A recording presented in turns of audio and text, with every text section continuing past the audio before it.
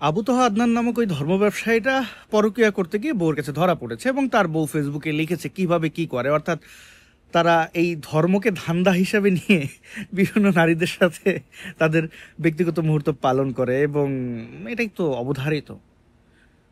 আবু তোহা আদনানের পরকে নিয়ে আপনার যদি আপত্তি থাকে এবং আপনি যদি মুসলমান হয়ে থাকেন তাহলে তো আপনি হিপোক্রেট। মেরাজ কোথা থেকে এসেছে? নবীর ব্যক্তি জীবন কেমন ছিল? আবু তোহা আদনানরা তো তাকে ছাড়িয়ে যায়নি, তাহলে আপনাদের এত দুঃখ কেন, এত কষ্ট কেন? তাদের দেখেছেন, অর্থাৎ এই ধর্ম ব্যবসায়ীরা বলবে ফ্রি মিক্সিং, নারী পুরুষ আলাদা থাকতে হবে। তারা আবার ওই ওই মামুনুল, এর আজহারি, এরা একই চরিত্রের। তো তারা বলবে স্ত্রীর হাতে স্মার্টফোন দেবেন না। কেন বলে এখন বুঝতে পেরেছেন? স্ত্রী বা আপনার পার্টনার যদি পড়াশোনা করে এবং স্মার্টফোন ইউজ করে, ফেসবুক ইউজ করে, তাহলে তো আপনাদের মানে তাদের ভণ্ডামিগুলো বলে দেবে। কেউ কি চাইবে এটা কেউ বলে দিক? তার আত্মরক্ষার্থে এই কৌশলগুলো নিতে হয়। এই রাজাকার সাইদের কথা মনে নেই? তার সেসব কল রেকর্ড আপনারা অনেকে তো শুনেছেন।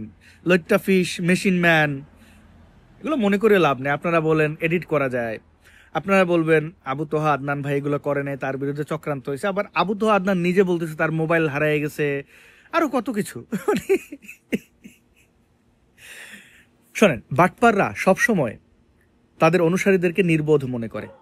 এখন আপনি তাদের নির্বোধ অনুসারী হয়ে থাকবেন নাকি চোখ কান খোলা রাখবেন, সেটা আপনাদের সিদ্ধান্ত। চোখ কান বন্ধ রাখলে যথারীতি তারা যেভাবে আপনাদের বেচে দিচ্ছে বেচা খাবেন। মদিয়ে শব্দটা সেটার ব্যবহার করলাম না। আর যদি সচেতন হন তাহলে এই বাটপারদের কাছ থেকে দূরে থাকবেন।